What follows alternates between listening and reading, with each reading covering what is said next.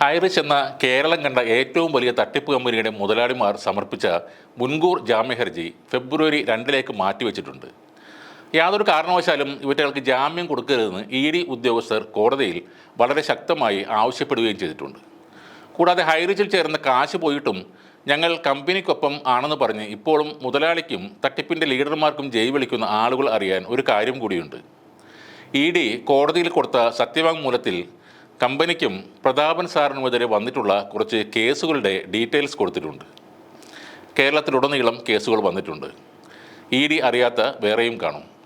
എറണാകുളം മുതൽ സുൽത്താൻ ബത്തേരി വരെയുള്ള സ്ഥലങ്ങളിൽ നിന്നും കിട്ടിയ 19 കേസുകൾ അതിൽ കാണിച്ചിട്ടുണ്ട്. ഈ 19 കേസിനും കൂടി പ്രതാപൻ സാറും മദർ തെരേസ അവാർഡ് ജേതാവായ ശ്രീന മാഡവും കൂടെ മുൻകൂർ ജാമ്യമൊക്കെ എടുത്തു വരുമ്പോഴേക്കും ഒരു പരുവത്തിലാകും. ഈ തട്ടിപ്പ് കമ്പനി ഒരു കാലത്തും ഇനി തിരിച്ചു വരുന്നില്ല. പെർമനൻറ്റ് ഫ്രീസ് ആകുന്നതോടെ ലയബിലിറ്റി ലിസ്റ്റും തയ്യാറാക്കും. സ്വത്ത്, കെട്ടിടങ്ങൾ, വണ്ടികൾ, മറ്റാസ്തികൾ എന്നിവ വിറ്റ് പണം നൽകാൻ പറയും. അപ്പോഴേക്കും കമ്പനിയുടെ ആൾക്കാർ എന്ന് പറഞ്ഞ് നടക്കുന്ന ഈ കോട്ടിട്ട ലീഡർമാർ മുങ്ങിയിരിക്കും. പിന്നെ എതിർകക്ഷികളായുള്ളവർ കുറച്ച് വാടക കെട്ടിടത്തിൻ്റെ ഉടമകൾ മാത്രമായിരിക്കും. അവർ ഹൈക്കോടതിയിൽ പോയി അവരുടേതാണ് ആ കെട്ടിടം എന്ന് തെളിയിച്ചാൽ അത് അവർക്ക് തന്നെ നൽകും.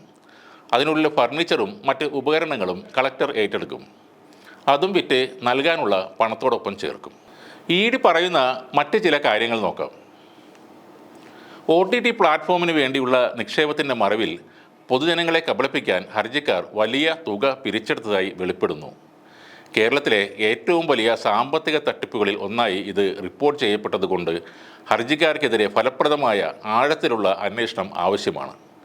പരാതിക്കാർക്കെതിരെ വിവിധ പോലീസ് സ്റ്റേഷനുകളിൽ കക്ഷികൾ നിരവധി പരാതികൾ നൽകുകയും കുറ്റകൃത്യങ്ങളുടെ രജിസ്ട്രേഷൻ നടപടികൾ പുരോഗമിക്കുകയും ചെയ്യുന്നു.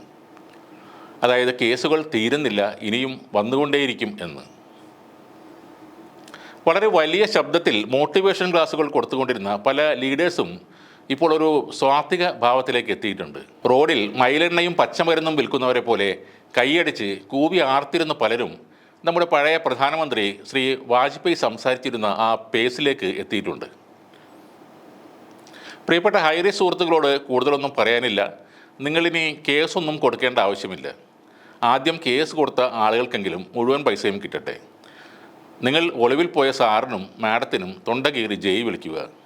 800 രൂപ കൊടുത്ത് കമ്പനിയിൽ ചേർന്നിട്ട് 8000 പേരെ ചേർത്ത് ലക്ഷങ്ങൾ തട്ടിച്ച ലീഡർമാർക്കും ജയ് വിളിക്കുക. കൂടാതെ നിങ്ങളുടെ ഈ കമ്പനി പൂട്ടാൻ കാരണമായ ഓൺലൈൻ ചാനലുകളെയും നിരന്തരം ചീത്ത വിളിക്കുക.